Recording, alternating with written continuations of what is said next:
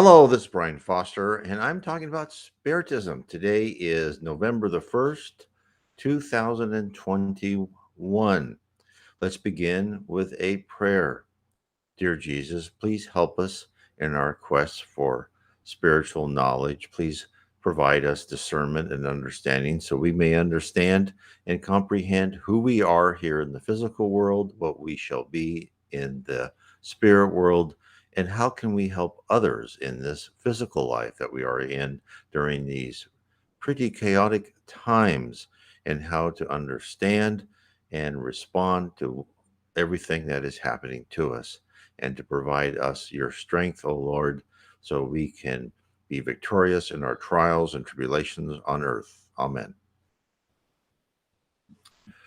So today, before I begin, I just want to say I have my cat here. So if you hear something, I've tried to keep her out of this room. She's under a year old, just almost a year old now. So she's less destructive than she used to be. So if you hear funny noises, you know what that is. So again, this is about Spiritism. It's questions and answers about Spiritism. So if you have any questions, please type them up and we will try to answer them the best we can.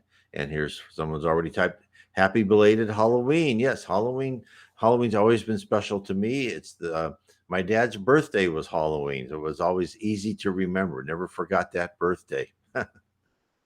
So for those who would like to learn more about Spiritism, I recommend, if you see this title page here I have the Spirits book by Allan Kardec, the Mediums book by Allan Kardec, and the Gospel According to Spiritism. Now, he's done other books too, but I would say these are the three main books to purchase and review and study. I think that will help you a lot. It gives you a good breath. The Spirits book is 1,019 questions as codified by Allan Kardec. The Medium's book is, if you're at all interested in communicating with spirits or in the different levels of spirits, it's a must read. And of course, the Gospel According to Spiritism gives you a lot of the back story of what Jesus meant in the New Testament, because a lot of what Jesus said, or at least was reportedly said, in parables and kind of hidden meanings, are revealed in the Gospel According to Spiritism. And of course, that's why I've been doing quite a few. I've been taking passages and verses out of the New Testament and giving you the backstory on some of my videos on YouTube. Then, if you would like to, I would suggest, if you really want to get a quick overview of Spiritism and the basic tenets, I would download my free book, Spiritism 101, The Third Revelation. And that, of course, is on my site, nwspiritism.com. And that's PDF version. Of course, you can get it in Kindle and paperback and Audible format. But again, it's also in French, too, for those who would like to know. Okay, let's start with our first question. Why can't some spirits remember their past or name? Now, that's an excellent question, and there's a very, and it's talked a lot about in different spiritist literature. So people always have this almost fantasy idea of what your past life would be. You were some prince or princess or duke or duchess or something, this benign, wonderful leader. Well, in actuality, most of us have been pretty horrible. And therefore, the spirits are only allowed to remember, and some we can remember this recent past, some far past, can only remember when they are mature enough to deal with the knowledge that they are given. Because I believe for many, it would shock us. I talked to this one person who had past life regression, and basically his was visions of it like mostly like Native Americans, and he was crossing a river and he was shot. He was in a plane and he was killed. I mean, it was, and then then he was a woman with a baby and he was killed, and it was like He goes, yeah, that's mostly what I saw is that different ways I was killed. And I said, well, you know what that means, don't you? That means you were killed because you killed. So, I mean, who knows what he would have actually seen if he remembered every detail, every moment. Now, when we're mature spirits, we can relive any part of our life that we wish because it's all part of the universal database. We're all connected to it, and we can query that. We can find out exactly who and what we were thinking, what people were thinking around us. You know, if we were in power, did the people really love us, or they thought we were just a corrupt, you know, scumbag, right? So those are things that we can explore later. So that's why they can't remember their past. Now, as for name, spirits will not give you their name. Most they'll give you a nom de plume, or a kind of a name that you can call them, but they won't give you their name. If in the books, in fact, I talked about this in my book, Spirits in the Spirit Universe. But in the book, Reverend G. Val Owen was talking to the spirit of his mother. And she said, we all have different names.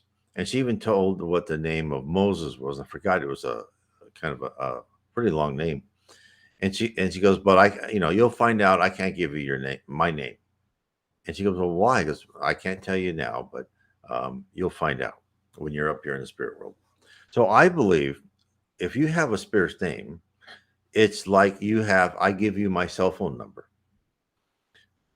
And now with our guardian angel, you have a constant communication. Like there's an open line between you and your guardian angel, and that attribute of a certain name isn't required. But if you know the name of a spirit, I think when you mentally think of that spirit will recognize their name and respond to whatever mental message you have, and hence there is a power in the name.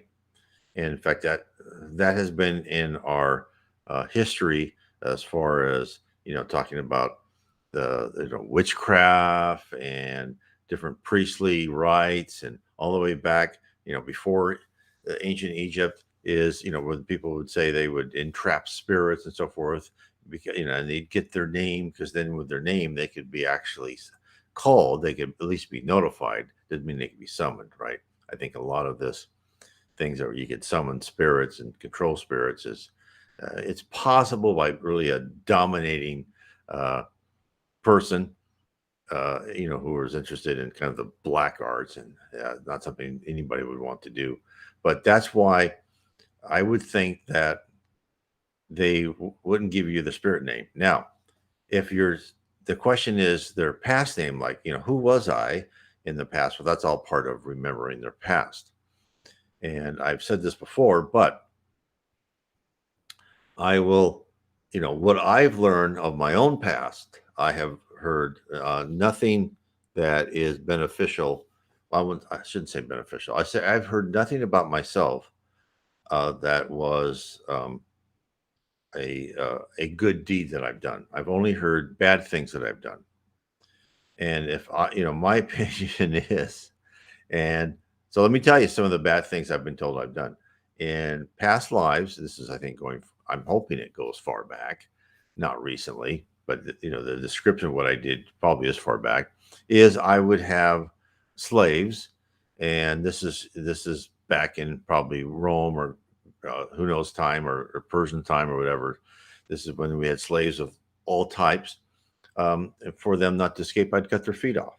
Right? I've been told that. I've been told I've tortured people and burned their feet with hot pokers and so on and so forth, for them to tell me where the treasure was. So maybe I was part of a command that went into cities, and or who knows what I was.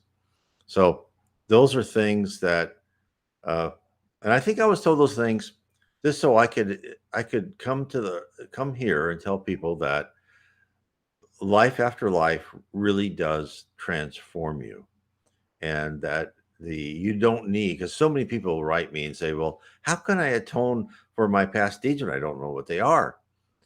And the answer is the spirit world is so intelligent and so wise, they know what stimuli to give us, and naked manipulation, right? You're going to be manipulated in certain scenarios.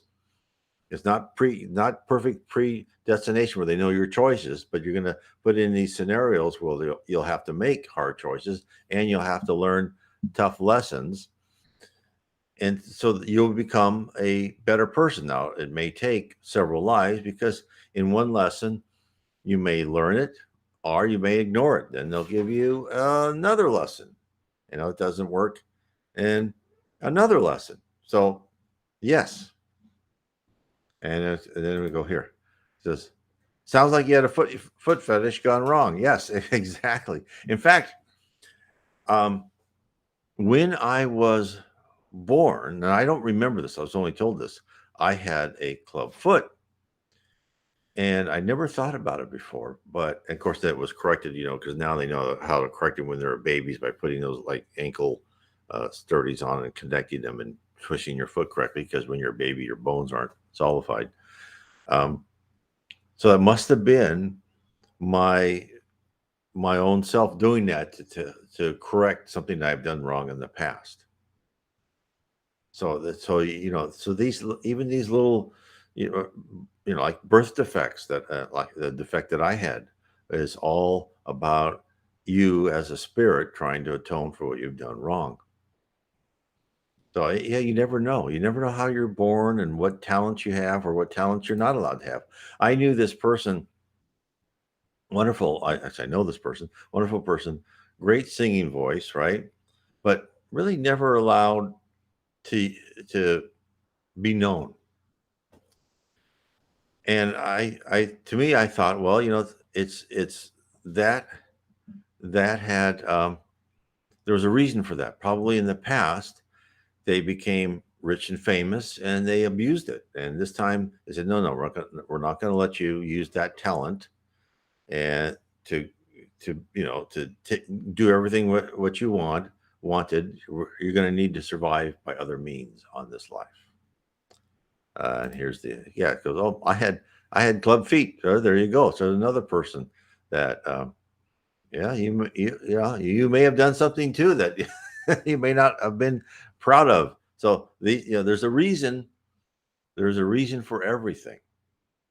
Now, it's interesting because when we are born, right, at conception, our soul molds into that fertilized egg, and our and as we're in the womb, we review all of our past lives, and we also then review the plan ahead for us.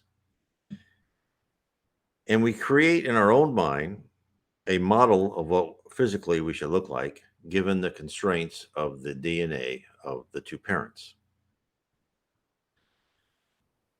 And now, other spirits can actually influence the DNA to a certain extent. They can actually change DNA. If you're going to be a surgeon or something, you can have better eyesight and really calm hands and all that stuff. So um, it's amazing. So those are things that probably that we make this our mental mold based on what we've done, and it will affect our physical body. Okay, look at that cattail. Oh, don't step on the keyboard. Sorry about that. Okay. See, here's another comment by Simply Luciani. I did something bad in this life. Difficult to figure out how much to do to make up for it. I have too. I mean, I think we all have. There's things we've done that I regret, and I know that there, the ones that I want to make up. There's no way I can make it up. I can just go forward and doing I can do as much as I can for other people, and I would say that just be as good as you can and help other people as well as you are able to. If you're not able to help that individual person and in their time of need, like I know I can't, because that's been way past. And but that's what I would say is is go forward, and help. Here's you're just I don't know about this experiment's not working too well because you're a year old. Most cats just sit and sleep, not this one.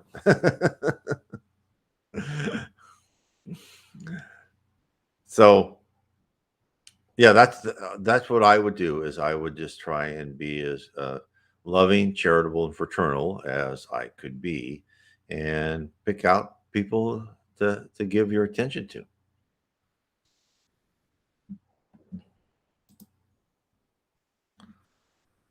So, and this is important for all of us as we go forward, is to learn how to be a nicer person and how to be calm in every circumstance. And why do we have to be a nice person? Why do we have to be calm in every circumstance? Why, you know, why? Well, the reason for that, the reason for that is because when we are going to the spirit world, thought is action, and our thoughts create action. We can create houses, rivers, lakes, cultures. We can influence cultures. We can do all sorts of stuff with our minds, and therefore we need to be disciplined. Oh, okay. Here's another question. Talk about how bad Ouija boards are. Okay, see now the cat's making all the books fall down. So Ouija boards are not a good idea. Now you say, well, you're a spiritist. You talk to spirits. So this is why at the beginning of the show, I wanted to talk about um, Allan Kardec's The Medium's book. And in fact, when spiritist mediums, they go through training. They'll go through like a year of going through and studying the spirit's book, the medium's book, other spiritist writings, so they can achieve the spiritual height, so they can attract good spirits to communicate with. And they can also be able to, and they'll be in mediums meetings with other mediums, so they can learn to discern more negative spirits. And I've been in meetings with very negative spirits, very cruel spirits, will say cruel things to people, and so that will help. So there's a lot of learning you have to do in order to be cognizant of who you're talking to, because spirits will give you false names and say, oh, here, I'm somebody famous, I'm the and they'll tell you all these things. And so therefore you can't really trust them. You have to talk to them for quite a length of time, and as Allan Kardec says, eventually they will reveal their true level. Now, with an Ouija board, you've got these people around. They know nothing about spirits. They're easily fooled, and they will start communicating with the wrong type of spirits, and that wrong type, low, ignorant spirit will find out what they'll try and influence, not for the good, the people using the Ouija board. And therefore, I mean, so I understand why a lot of the Christian religions say, don't talk to spirits, they're all demons. Well, they're not all demons, but to talk to spirits, you really need to be forearmed with knowledge, and it helps if you can have experience with that, with talking about with other mediums and talking to a wide range of spirits. And I've been in meetings with talking to low spirits who laugh at you and cuss you out, to spirits who say they're somebody else and try to give this fountain of wisdom, but then you analyze what they said and you go, they kind of repeated the same thing over and over again, and they, what they said wasn't exactly true. All those things, and you need to know and be cognizant of that. So I would say it's not a good idea. I'm just forewarned. What does Spiritism say about fasting? Well, first, Spiritism says that eventually we'll all be vegetarians, and that we really need to keep our body clean and help ourselves. And in Spiritism, they say fasting is fine. It's not something that it's not. There's nothing in Spiritism as far as what to wear, what to eat, that you can't eat something on a certain day, or you have to fast for a certain, from sun up to sundown. There's none of that. But what Spiritism does say is to try and put as pure things as possible. Uh, organic food, which I don't succeed all the time. Again, I don't even succeed at being a vegetarian. My wife and I are, we try to stop eating meat. Sometimes we fail. Sometimes we just, buy it. Most of the time, we try to eat chicken and fish. And they say, chicken and fish, that's not bad. But eventually, is what we are told is we'll get our protein from the ocean, probably via plankton, or some of these new protein, meat substitutes that are coming up. So, but fasting is useful. Now, I have not met any spiritist mediums, because I know some Christian prophets use fasting and to get themselves into the mood and the right stage to talk to spirits better, right? And of course, most of the Christian prophets say they talk to God or the Lord. But again, if I may say so, Spiritism tells us that they're not going to correct you if you think I'm talking to Jesus, right? They're not going to correct you. It's like, as an example, Paul, the apostle, thought he was talking to Jesus. In actuality, it was Stephen he was talking to and giving him help and direction. Now, Stephen is the one that was the first martyr, right? They stoned him, and Paul kind of was there and saw the thing. But Stephen, who was such a great guy, was really the spirit that was in charge of communicating with the apostle Paul.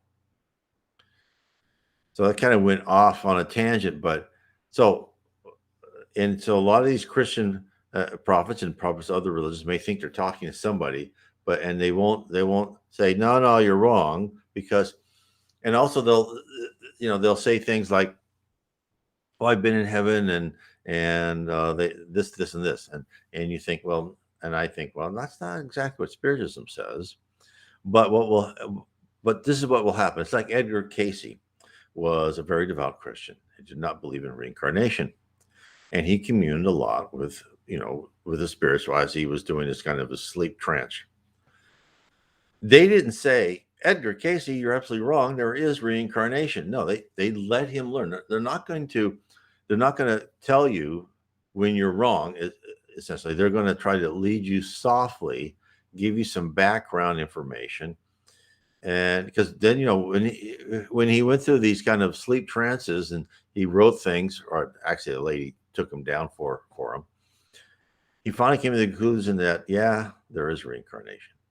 And that's what will happen to these people, that when they, either in their physical life or when they go back to heaven, they go, oh, okay, this is the reality. So they're not going to correct you on everything. And again, this was even talked about the wonderful Emanuel Swedenborg, who wrote many books about his trips to heaven and he said other planets. Well, as the spirit said later in one of the books by Chico Xavier, dictated by the spirit Andre Louise, he never really went to other planets. He went to different levels in the areas surrounding the Earth. He was mistaken, but they didn't say, no, you're mistaken. That they let him interpret it as best as he could. So the spirit world has a very subtle guidance, right? They want you to find out. This is when people say, well, why doesn't God show himself and make us believe in him? Well, look, if God, came down and had this big booming voice and said, okay, I'm God, and look, here's my power, and everyone would go, oh, I better be good. And you would say, I better be good, not because of your own inner goodness, but because you're afraid of punishment. That's not how God wants. God wants you to figure that out on yourself. He wants you to understand that only from within do you get good, a base of your character and personality.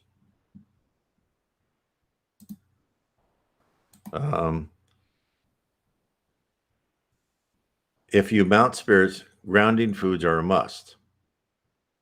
Yeah, I think, yeah, and I don't know what you mean exactly by grounding food, but I believe that if you let spirits in you, you have to have, you can't you can't drink or eat probably heavily spiced foods. Um, you have to, be very cognizant of what is in your body and try and make that as benign as possible. There was a passage in one of the books where this man came in and he was a medium, and he came in the room and he seemed physically fine, but then the spirits in the meeting, this was one of the books by okay. So she said, yeah, food like potatoes, right? So yeah, just basic starches, nothing exotic, right? No alcohol, etc. So anyway, this medium came in and he had been drinking, and they go, oh, this guy's been drinking. So they, unbeknownst to him, they put passes around him. They tried to clean him up because they knew if he had been, this would affect the rest of the mediums in the group. It would affect the vibrational, the collective vibration of the whole group to talk to other spirits. Another example, Chico Xavier was told by his spirit mentor Emmanuel that a very high spirit wanted to talk to him, and Emmanuel said, "Look, if you want to talk to her, because she's a very high spirit, he goes, you can't eat meat. Can't eat meat for the next 2 weeks. I might be off on the time, but you can't eat meat." And of course, Chico liked his chicken and rice and those things. And then of course the lady of the house made this delicious chicken with rice. She goes, "Well, I'm going to give this to other people, not for you." Chico goes, "Oh, no, no, I want that." And Emmanuel says, "If you eat that, you can't meet her." And he goes, "Oh, I'll meet her when I pass over." So um, so yes, so food, what you put into your body, is extremely important. And I would say if you're a medium and you want to prepare yourself for a medium's meeting, it's just like simply Luciani said, is is eat something very basic, and don't indulge and don't overeat, because even that will then make your system uh, work too hard and take away from your ability of your pineal gland to communicate with the spirits.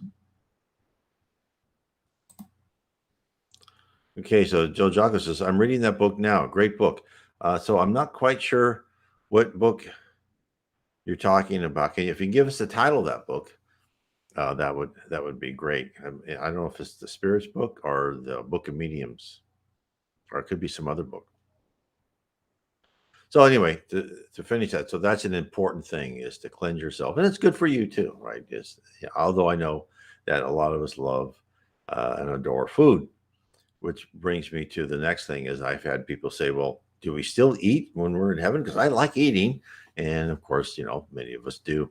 And the answer is, as you go in the lower levels of heaven, you still eat, but most of you drink, or you drink juices and so forth.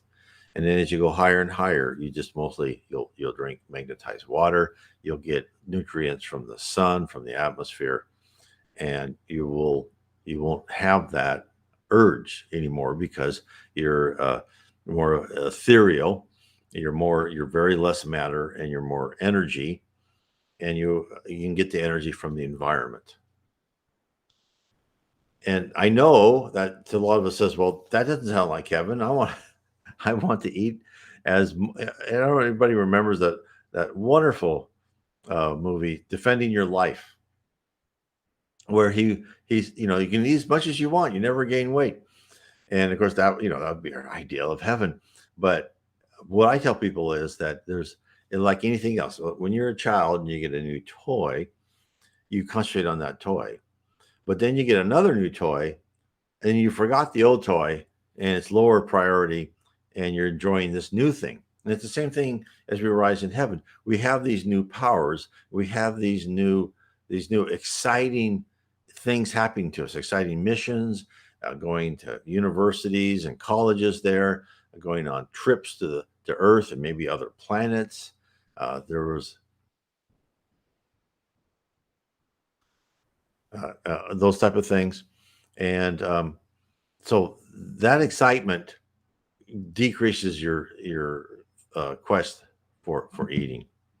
In fact, well, me here it says coffee and rum give spirits energy. There you go. I don't know, probably not too much rum. I would say probably just a very little, but yeah, caffeine probably is not bad because it heightens, gives you some of that energy that you do need. But going back to learning in the spirit world, there was this great passage in one of the books by Reverend G. Val Owen, and I talk about this in my book, Spirits and the Spirit Universe, where on this 10th level of heaven, this whole like ramp opened up, and Jesus came down and said, "Okay, for all you people here," because it was I think it was called the City of Five Towers, and it was like a university city of different places where uh, uh, spirits would go to learn. In fact, let me find out what the five towers were. A second, because this is here we go. The City of Five Towers, and this is the towers that were there. Is the first. Let me put this over here so I can read it better. The first tower is the tower of sleeping life, which concerns itself with mineral life.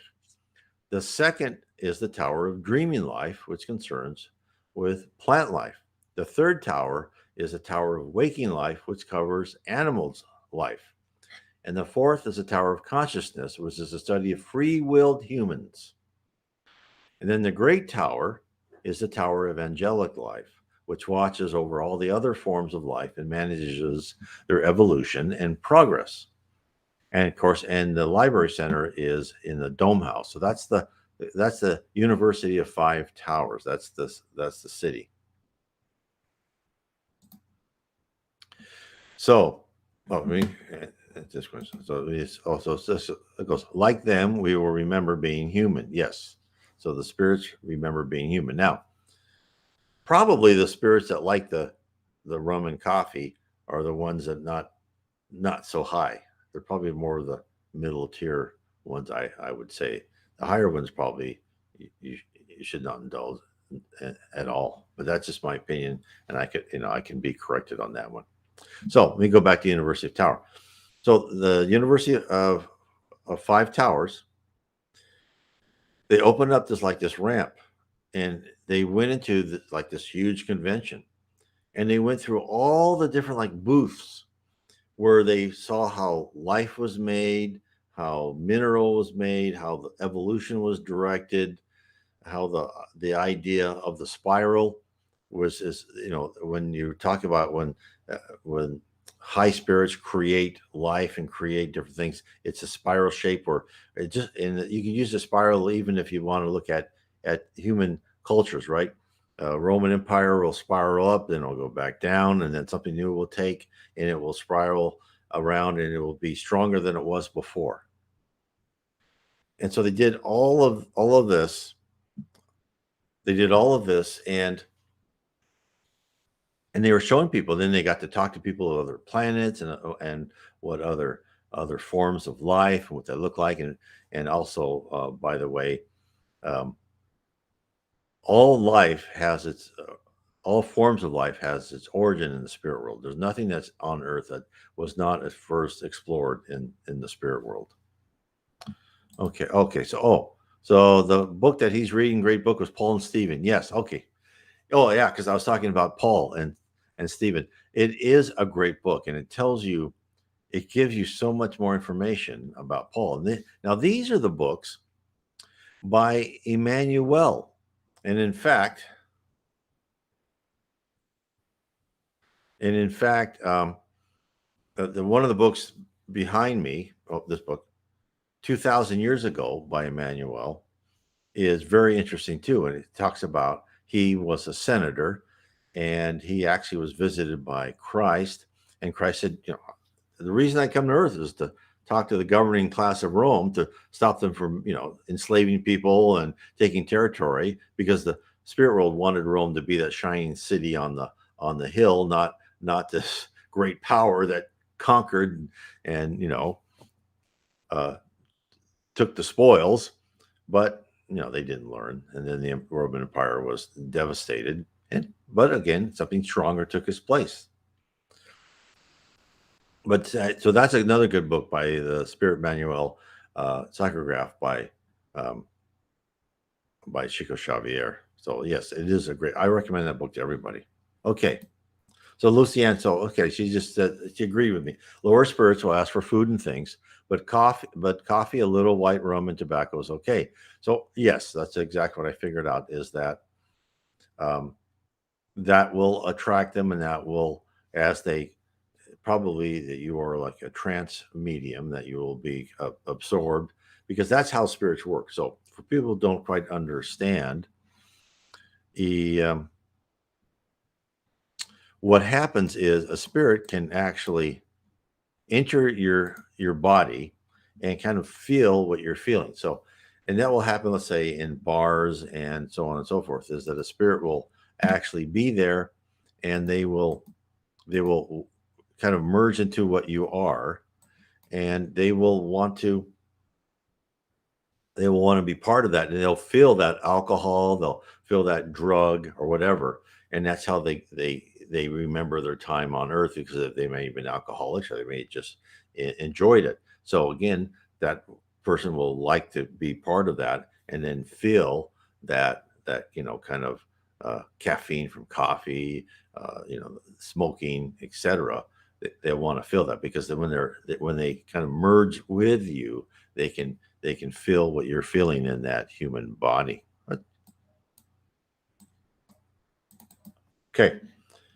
And then she says, elevated spirits just want light and prayers. Exactly. Elevated spirits are not motivated by the earthly things, and that is exactly what will happen. Is that's not important at all to them. Is they've left that behind. It's not a priority in their life. It's something that has been abandoned in favor of better pursuits, and that's why it's important. So, and again, this is what we're told about heaven, and so the spirits that talked to G. Valen told him that there are 10 levels of heaven, and they said other people say there's other levels. This is just we're going to use this convention for you. Oh, don't walk on the keyboard. We're going to use it here. There you go. There, you're famous. We're going to use this convention just to kind of be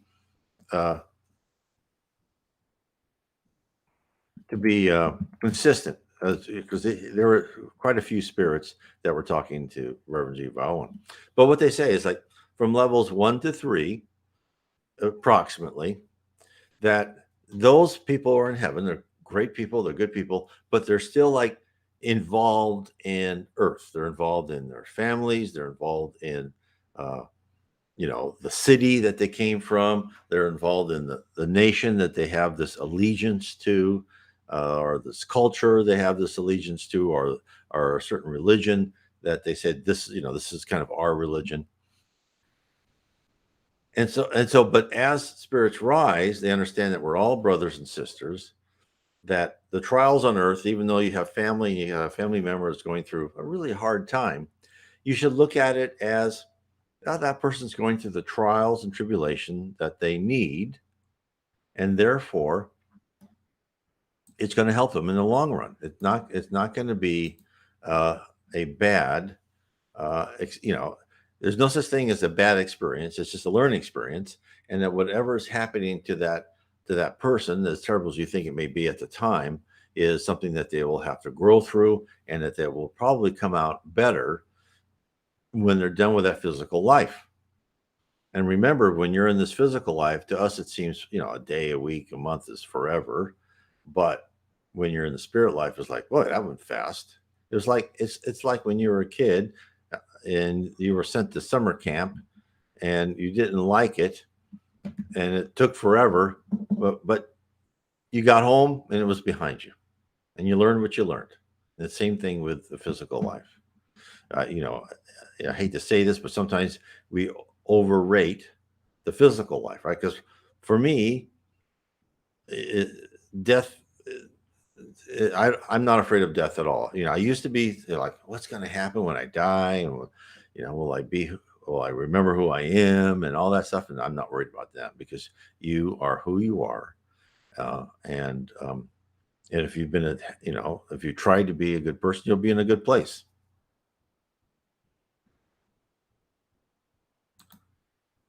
Okay, then simply Luciani says, I'm careful to offer only black coffee and tobacco on my ancestor altar. Yes, so there you go. So you're giving them a little bit of the convenience but not giving them everything. So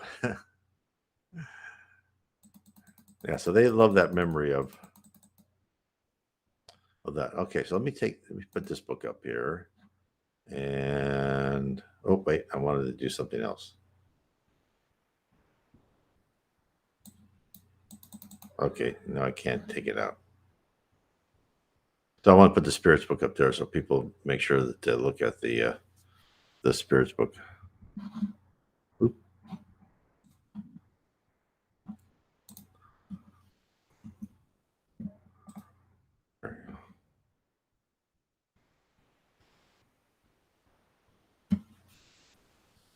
Um, so that's important to understand. So as you rise, you understand that we are all in this together. We're all learning. We're all trying to become better people. Okay. Are there any other questions? That's been pretty good so far. I can go on to my. So I'll go on something unrelated. So this cat here, I had heard this on a lecture by Geraldino. And what Chico said to Geraldino, actually his name is Geraldo Lemos Neto. You can, he'll speak sometimes in English in different spiritual centers. He's great to listen to if you ever find his videos, but most of his videos are in Portuguese. And he said to Geraldo one day, he says, it's important to have a pet, especially if someone is in charge of a spiritual center or someone like that of responsibility. And he said, well, why? Because pets act as filters, helping filter out bad thoughts and bad thoughts that are directed at you.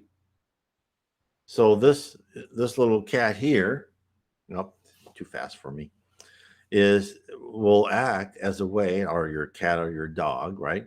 Will act as a way that as people, and this is probably good for anyone in any areas. Actually, I think if anyone, because there's always someone who's thinking who may put bad thoughts your way, um, is that this will help filter those out, and so you're not as assaulted by that. So that's why this shows you all the good things that the spirit world does for us. That pets are wonderful, and pets have power that even we don't understand. And then also, by the way, your favorite pets, will reincarnate with you as you need them. In fact, I had one lady said her husband was really sick and not feeling well, and this cat showed up on their doorstep, and they lived in an apartment building, and the apartment's pretty well closed, and they went to every other apartment saying, "Did you lose a cat?" And no, no, but this cat just like gave such comfort to her husband. He said it was astonishing, and to me that was the spirit world giving that cat to her husband and having that cat help them. And probably that cat has been around in previous lives, in previous times. Okay.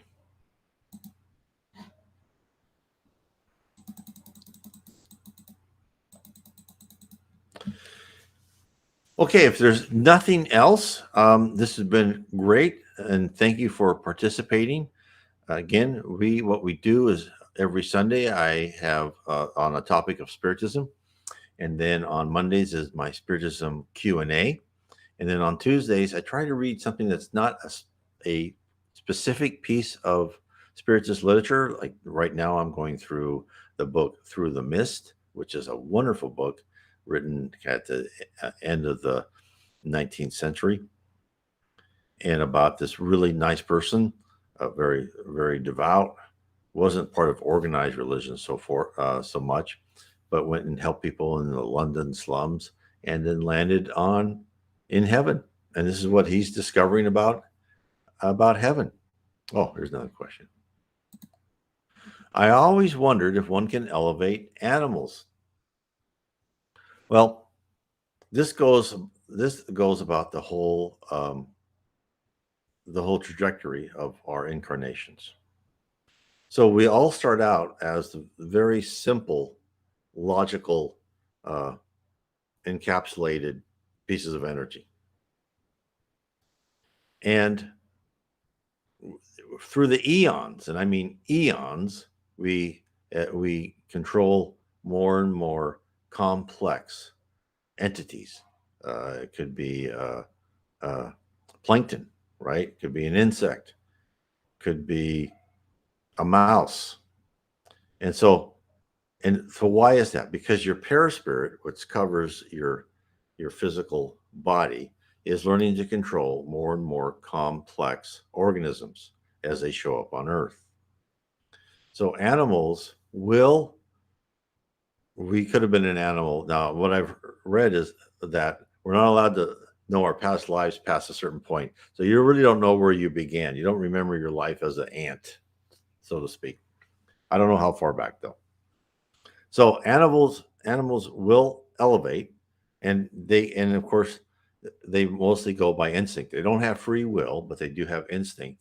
Uh, but again, when I say they don't have free will, it's all gray, right? There's no black and white. There's no like dividing line of between a dog or a dolphin and a human. As far as a dog and a dolphin, they have instinct, but they can make some choices, right? They're graduating higher and higher, as well as a cat, and so they can make some choices now. But when they become a physical human, then they are the free will is absolutely uh, respected by other spirits. And so that's the important thing to recognize. So how you can elevate animals is to give them as much love, because then they start learning that aspect of love, which they'll need to know, because when they're born as a primitive human in some primitive planet, they'll use their primitive emotions to survive. But having that core of love that you gave to them will stick with them. So I think is by treating them nice and giving them love and with respect, as the spirit world says we should. I mean, that's why one of the things that we really shouldn't eat meat, like you kill cattle and pigs and so on and so forth, is we need to respect the animal life, and we need to respect the earth, and that's very important. And we will get there when we become a planet regeneration. We will do that more and more. Now, I'm not saying that make everything illegal right now, because we'd all starve to death. The spirit world knows that. Okay. Um, I hope that helps. We've been going quite a long time, and I want to thank everyone for being with me. And if you're interested in spiritism, please check my blog, nwspiritism.com.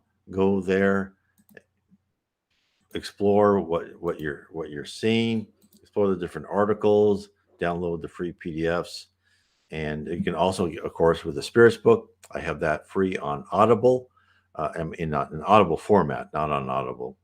I have that in Audible format, and also MP3 format, and also I have that in YouTube that you can follow, and it's a playlist called the Spirits Book, and I read every chapter of the book. Oh, there's a tail just went by me. Anyway, I want to say God bless to all of you.